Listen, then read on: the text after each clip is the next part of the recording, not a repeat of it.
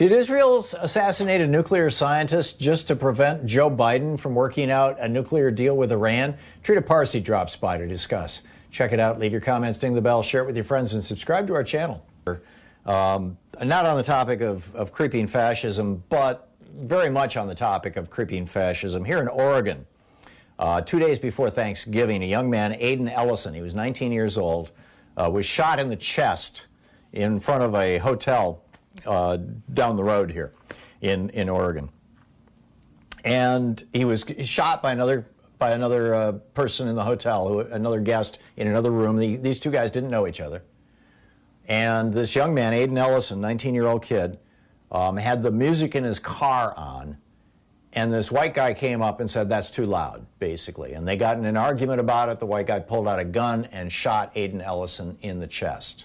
Aiden Ellison is not white. He's a black guy, and he's dead. Just down the street from me, as it were. I mean, this is a nationwide friggin' epidemic. It's absolutely screaming poison. And I think we're trying to get Trita Parsi on the line right now. But Donald Trump, going along, Donald Trump says, postal worker, there are many mailmen, they're in big trouble right now for selling ballots, getting rid of ballots. Trump's latest delusional fantasy, or, sales pitch to his neo-fascist base, is now, the mailman did it. This after, he cut their overtime, he ordered them to slow down the mail, he destroyed 600 sorting machines, and now he's blaming the post office for his loss. It's mind-boggling. It is absolutely mind-boggling. Dr. Trita Parsi is on the line with us right now. Dr. Parsi has been with us many times in the past, and one of the most thoughtful commentators we touch base with here is the executive vice president of the Quincy Institute for Responsible Statecraft.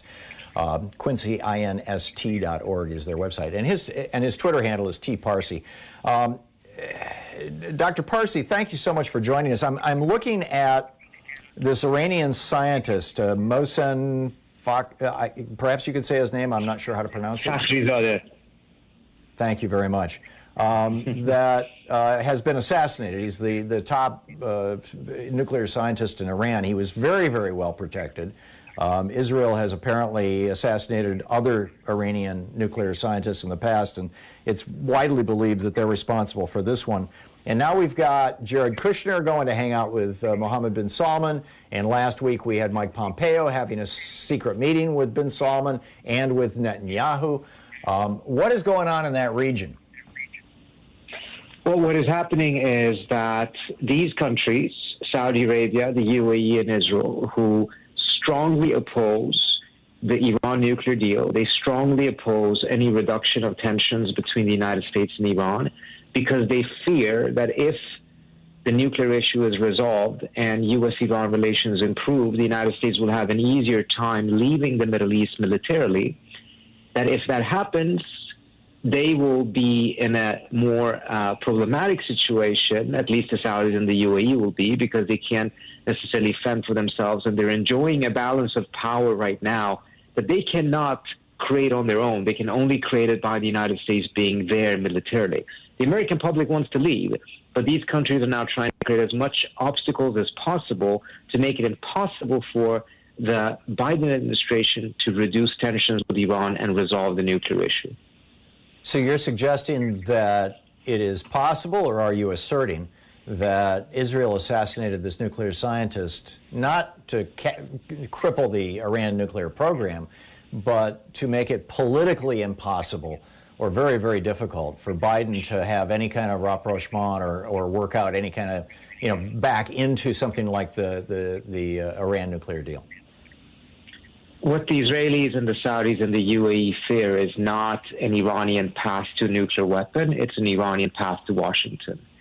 In the past, we have seen clearly that the timing of these assassinations, and the Israelis have conducted several of these, they have not coincided at moments where the Iranians have been on the cusp of making a major nuclear breakthrough.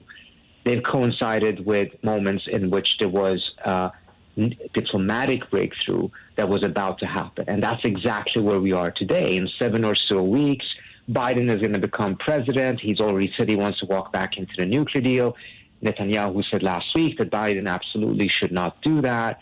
And this is his way of preventing Biden from doing it. But what's important in all of this to keep in mind is that I think it is quite unlikely that Netanyahu would have done this if he felt that, without some sort of a green light from the Trump administration.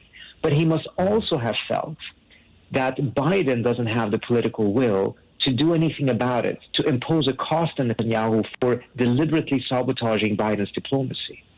Only Biden can correct that perception that Netanyahu has. And how would he do that? Well, by being much more firm with these strategic partners that the United States have in the Middle East, who have become increasingly reckless and increasingly willing to undermine U.S. national interest in order to advance their own interests. I mean, there has been a degree of deference towards these countries that is now really starting to come back and bite the United States in the back, because they're acting not only in disregard of U.S. interests, but in deliberate attempt to undermine U.S. interests. We're not on the verge of an election. Is there anything that Americans can do other than, I don't know, social media support for a Joe Biden pushback, or re-embrace the JCPOA or whatever? Is there anything average Americans can do? I mean, or is this out of the hands of Congress? I think Congress still plays a very important role, actually, because Congress needs to signal to the Biden administration that Biden actually has a tremendous amount of political space to do the right thing on the Iran deal, also on Yemen and Saudi Arabia.